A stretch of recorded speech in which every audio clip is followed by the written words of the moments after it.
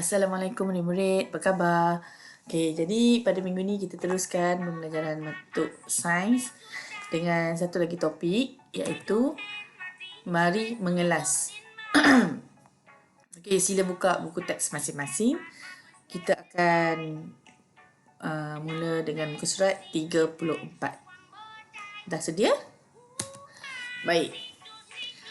Mari mengelas. Okey, kita baca sama-sama. Cikgu akan baca dan kamu ikut. Boleh? Baik. Hafiz dan Alia berada di gerai buah-buahan. Mereka membeli beberapa jenis buah-buahan. Okey. Ada buah ciku, buah apple, oren dan kedondong. Mereka menggunakan deria rasa dan penglihatan untuk mengenal pasti ciri buah-buahan tersebut. Okey, dan mereka telah kalau kita tengok sini buah-buahan tersebut telah dikelaskan mengikut bentuk dan rasa. Untuk buah ciku, okey, buah ciku ni sebenarnya rasanya manis. Cikgu percaya ramai yang tak pernah makan buah ciku. Sebab buah ciku ni jarang kita nak jumpa. Tapi sebenarnya buah ciku ni memang rasanya manis dan bentuknya bujur macam ni. Kemudian kita ada buah apple, juga rasanya manis dan bulat. Kemudian buah oren, okey. Buah oren ni rasanya masam dan bentuknya bulat. Dan kedondong. Okey, buah kedondong ni rasanya masam dan berbentuk bujur. Okey, jadi mari kita kelaskan buah-buahan ini berdasarkan rasanya. So, kita ada ciku, apple, oren dan kedondong dan kita kelaskan mengikut rasa. Okey. Bolehkah kamu kelaskan buah-buahan itu mengikut bentuknya? Okey, jadi cikgu nak ajar kamu bagaimanakah cara untuk mengelaskan buah-buahan ini. Okay, kita ada 4 buah. 4 jenis buah. Okey, pertama sekali. Okey, kalau kamu ada buku, kamu boleh mula menulis. Siapa yang tak ada buku sains, mungkin dia tertinggal kat sekolah ataupun serah pada cikgu. Jangan risau, kamu boleh guna apa-apa saja buku yang ada di rumah. Buku tulis biasa pun boleh. Ataupun kalau tak ada, kamu boleh guna kertas untuk salin. Okey? Jadi, apabila kita dah mengenal pasti 4 jenis buah-buahan ini, kita kelaskan buah-buahan ini mengikut kategori yang kita pilih. Okey, sebelum memulakan aktiviti mengelas, kita mesti bina jadual. Okey, bagaimana nak bina jadual? Okey, gunakan jadual seperti ini. Ini ialah kategori dan ini untuk kita tulis jenis-jenis buah-buahan tersebut. Okey, kita akan kelaskan pertama mengikut rasa dia. Rasa masam dan manis. Okay, kita mulakan rasa masam.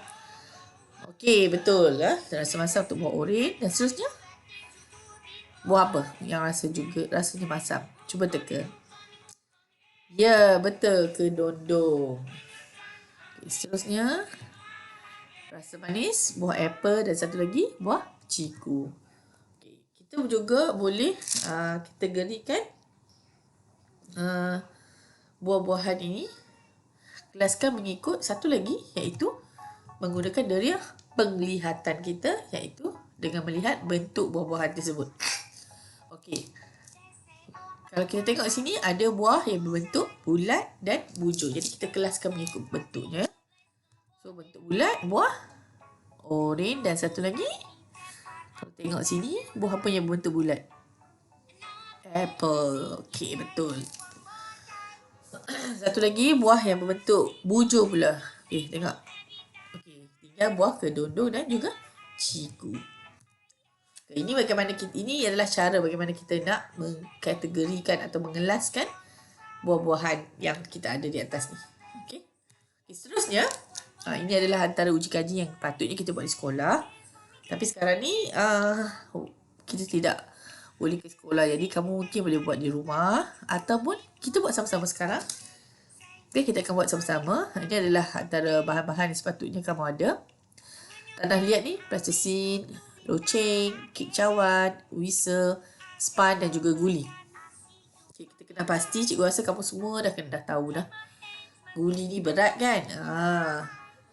Span macam mana, cupcake macam mana, loceng macam mana, tanah liat macam mana. So, kita akan kelaskan mengikut lembut ataupun keras objek tersebut.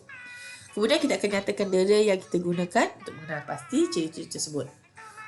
Okey, untuk mengenal pasti lembut atau tegas, pada pendapat kamu, deria apa yang paling sesuai kita gunakan? Ya, betul. Deria sentuhan.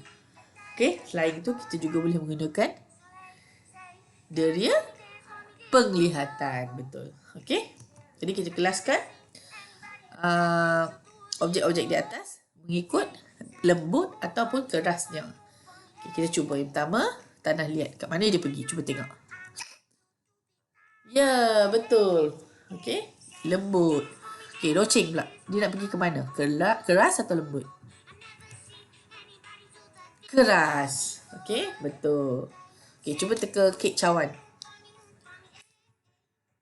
Lembut. Ya, betul. Kek cawan ni kalau keras kita tak makan pun tak boleh. Okey, wisa. Keras atau lembut? Keras. Span. Lembut. Sebab span ni kita boleh squish dia. Kita boleh picit dia. Dan terakhir sekali guli. Keras. Ini adalah cara kita mengkategori atau mengelaskan sesuatu objek berdasarkan deria kita. Okey, kita pakai deria sentuhan. Kita boleh guna tangan kita untuk menentukan, untuk mengkelaskan objek-objek tersebut. See. Okey, jom kita buat latihan bersama-sama. Okey, nombor 1. Nyatakan deria yang kamu gunakan untuk semasa mengenal pasti ciri-ciri objek. Okey, deria apa? Deria sentuhan. Okey. Okey, soalan kedua, apakah ciri-ciri lain untuk mengelas objek yang atas? Objek tadi lah. Okey, cikgu cakap tadi, pertama tadi kita buat untuk menggunakan deria sentuhan. Okey, seterusnya kita buat menggunakan deria pendengaran, bunyi ataupun tidak berbunyi. Maksudnya bila kita goncang ataupun kita ketuk benda tu, ia akan menghasilkan bunyi. Okey, kita cuba yang pertama. Objek yang pertama, tanah liat, tidak berbunyi. Okey, loceng pula. Cuba tekan loceng. Okey, sudah tentulah loceng berbunyi. Bagaimana pula dengan kek cawan? Tidak berbunyi. Wisa berbunyi. Dan terakhir, span tidak berbunyi. Dan terakhir sekali guli. Ini adalah contoh cara mengelas objek. Okey, seterusnya. Gunakan deria sepenuhnya. Siapa pernah mengalami bekalan elektrik terputus ataupun blackout? Okey, semasa kamu berada di rumah pada waktu malam. Bila kejadian ini tiba-tiba berlaku, automatik kita akan rasa terpinga-pinga sebab kita tak nampak. Kita selalunya dapat melihat, tiba-tiba tak dapat lihat kerana jadi gelap. Kita mula meraba dan kita akan merasa takut. So perlahan-lahan kita bergerak mencari pintu untuk mencari ibu bapa kita sebab kita takut. Okey, cuba tengok. Bekalan elektrik terputus. Linda tidak dapat melihat di dalam gelap. Namun begitu, dia masih boleh menggunakan deria sentuhan untuk mencari lampu suluh. Itu penting ya, kita kena simpan lampu suluh di satu tempat yang kita mudah nak capai apabila berlakunya blackout ataupun bekalan elektrik terputus pada waktu malam. Okey, cikgu dia tanya nampak ni. Mengapa Linda tidak menggunakan deria lain untuk mencari lampu suluh? Kenapa? Apabila blackout, keadaan gelap, mata tidak dapat melihat. Kenapa dia tak guna deria lain maksudnya? Okey, kerana lampu suluh ni bukanlah berbentuk makanan yang kita boleh menggunakan deria rasa. Sudah tentu tidak boleh. Dia bukannya objek yang berbau. Sudah tentu kita tidak boleh berbau, menggunakan deria bau ataupun satu lagi pendengaran kerana lampu suluh tidak menghasilkan bunyi. Namun pada masa sekarang ini semuanya berada di tangan kita. Apa dia? Kita tidak perlu lagi lampu suluh kerana semuanya ada di tangan kita, iaitu kita mempunyai telefon bimbit kita ni. Okey, mak dan ayah kamu ada telefon bimbit dan ketika berlakunya blackout ni, dengan hanya menggunakan lampu suluh pada telefon bimbit ni sudah cukup untuk menerangi kawasan bilik kamu. Okey, tengok. Bagaimanakah Linda mengetahui objek yang disentuh itu ialah lampu suluh? Biasanya kita pejam mata, kita tak nampak. Macam mana kita tahu sesuatu benda tu benda yang kita pegang tu adalah benda yang kita nak lihat? Kita dah tahu. Contohnya cawan. Kita pejam mata, kita raba-raba tu semestinya ada cawan. Bagaimana kita tahu cawan? Sebab kita kenal bentuk cawan tu. Okey. Okay, ini adalah aktiviti yang kamu boleh buat di rumah. Ada penutup mata, ada kotak yang mengandungi beberapa objek. Tutup mata, kamu boleh main ni dengan adik-adik kamu ataupun dengan saudara mara kamu untuk mendeka apakah objek yang ada di dalam kotak. Okey, pada ketika itu kita mula menggunakan dera sentuhan, dengar ataupun bau. Okey, apabila sesuatu dera tidak berfungsi dengan baik, kamu masih boleh menggunakan dera yang lain untuk memerhati. Ini adalah antara teknologi yang digunakan untuk membantu mengatasi masalah yang dialami oleh sesetengah individu, di mana cermin mata ialah alat bantu yang digunakan untuk melihat apabila mata tidak dapat lihat dengan jelas. Ada di antara rakan-rakan kamu yang telah mula memakai cermin mata ketika berada di tahun 1. Jadi itu untuk membantu mereka yang mempunyai masalah rabun. Seterusnya, alat bantu pendengaran. Ada yang lahir dengan masalah pendengaran, mana mereka tidak boleh dengar. Jadi dengan terciptanya alat ini dapat membantu mereka mendengar dengan baik. Okey, mari kita ulang kaji. Okey, ini adalah soalan dalam buku teks kamu, muka surat 39. Okey, jadi cikgu nak minta semua orang, kalau tak ada buku nota sign tak apa, gunakan kertas, apa-apa kertas pun boleh. Kamu tulis jawapan saja. Tulis jawapan pada setiap soalan yang ada dalam gambar. Kemudian kamu snap, minta tolong mak ayah snap dan WhatsApp latihan tu pada cikgu.